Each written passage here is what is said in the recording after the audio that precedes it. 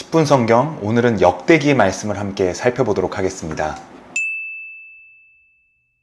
이 역대기는 우리가 지난주에 살펴보았던 열왕기서와 거의 같은 시기의 역사를 다루고 있습니다. 하지만 열왕기서와는 조금 다른 관점에서 역사를 바라보고 있는데요. 이렇게 같은 시기의 역사를 다른 관점으로 바라보고 있는 이유는 열왕기서와 역대기서가 서로 기록된 시기가 다르기 때문입니다. 지난 시간에 설명드렸듯이 열왕기서는 남유다가 멸망한 후에 기록된 책입니다. 이 열왕기서에서는 왜 하나님의 선민인 남유다 백성들이 이방인들에 의해서 나라를 빼앗겼을까라는 질문으로 역사를 살펴보고 있습니다. 열왕기서는 그 이유를 이스라엘 백성들이 하나님의 계명을 지키지 않았기 때문이다 라고 보았습니다. 그래서 열왕기서는 북이스라엘과 남유다의 여러 왕들을 평가할 때 하나님 보시기에 그 왕이 정직하게 행하였는가, 그것을 기준으로 왕을 평가한다고 말씀드렸습니다. 다시 말해서 하나님께서 모세를 통해 주셨던 그 율법의 말씀을 잘 따랐는가라는 기준으로 왕을 평가하고 있는 것인데요. 이러한 역사적인 관점을 가리켜서 이른바 신명기적 역사관이라고 부릅니다. 그렇다면 역대기서는 언제 기록되었을까요? 역대상 9장 2절 이하를 보면 포로 생활을 마치고 이스라엘로 돌아온 사람들의 명단이 기록되어 있습니다. 즉 역대기는 남유다 백성들이 포로 생활을 마치고 고향으로 돌아온 후에 기록된 책입니다. 포로에서 돌아온 유대 백성들에게 있어서 가장 중요한 임무 중에 하나는 성전을 재건하는 것이었습니다. 포로에서 돌아온 백성들은 성전을 재건하려고 했지만 여러 가지 어려움을 겪게 되었고 결국 성전 건축이 잠시 중단되거든요. 이때 학개 선지자나 스가랴 선지자와 같은 선지자가 백성들 앞에서 성전 건축을 독려하는 하나님의 말씀을 전하기도 했습니다. 역대기서는 바로 이 시기에 기록된 책입니다. 즉 포로에서 돌아온 유다 백성들에게 성전 재건의 필요성을 알리고 그것을 독려하기 위해서 쓰여진 책이라고 할 수 있습니다. 그래서 이 역대기는 왕들을 평가할 때 그 왕이 성전을 어떻게 대했는가의 관점으로 왕을 평가하고 있는 것을 볼 수 있습니다. 이 역대기를 이해하기 위해서는 간단한 역사적 흐름을 이해하는 것이 중요한데요. 솔로몬 왕 이후에 이스라엘 왕국은 북이스라엘과 남유다로 분열되지요.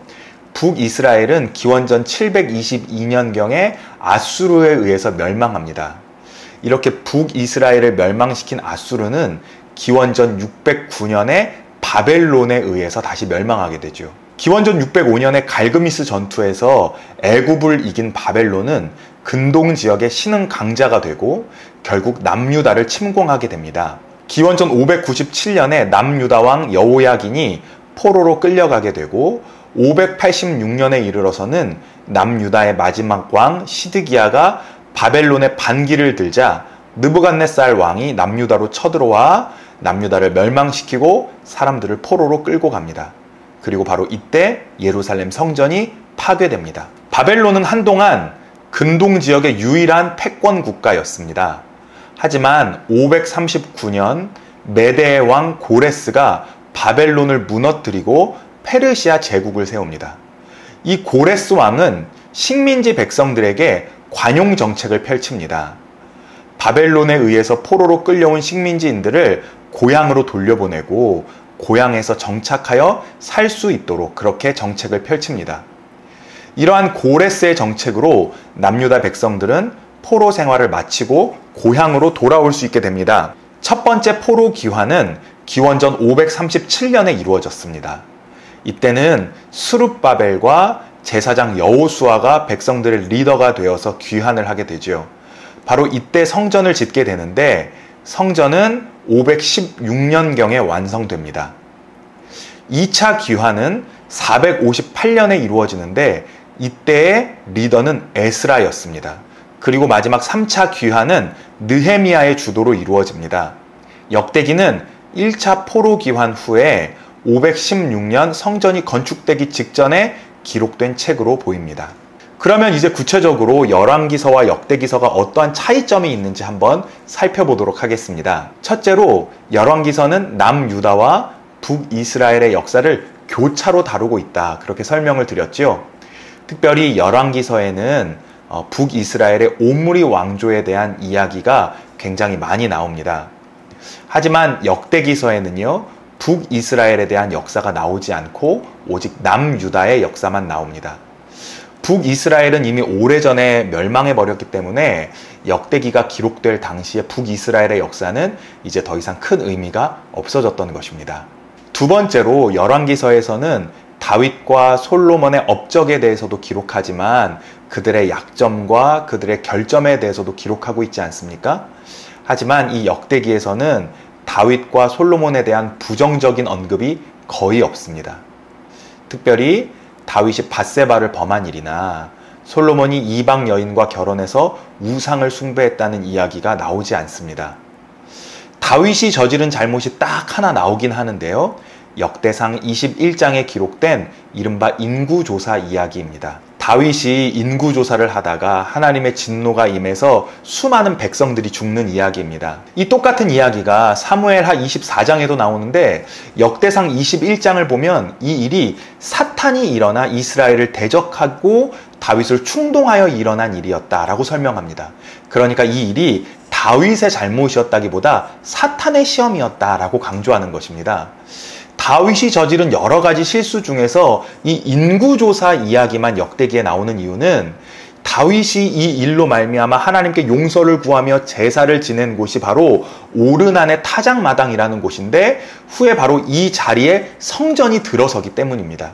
즉, 이 인구조사에 대한 이야기도 다윗의 잘못을 지적하기 위해서 기록된 것이라기보다는 사탄의 공격과 하나님의 용서, 그리고 그 용서가 이루어진 성전 터에 대한 이야기를 하기 위해서 이 이야기가 기록되는 것입니다. 이렇게 역대기는 다윗과 솔로몬의 잘못에 대해서는 거의 언급하지 않고 오히려 이들을 초인적인 차원으로 격상시킵니다. 왜냐하면 다윗과 솔로몬은 성전을 건축한 왕이기 때문입니다. 그렇게 솔로몬 왕 이후에 나오는 20명의 남유다 왕들을 평가할 때 이 역대기는 그 왕들이 성전을 위해서 무엇을 행하였느냐, 그 관점으로 그 왕들을 평가하게 됩니다. 특별히 히스기야와 요시야가 성전을 깨끗하게 한 것, 그것을 굉장히 주목하고 있습니다. 또 이 역대기의 특징은 예배와 기도에 대해서 많이 강조한다는 것입니다. 역대기를 보면 레위인들과 또 찬양하는 사람들의 명단이 길게 나오는 것을 확인할 수 있고요.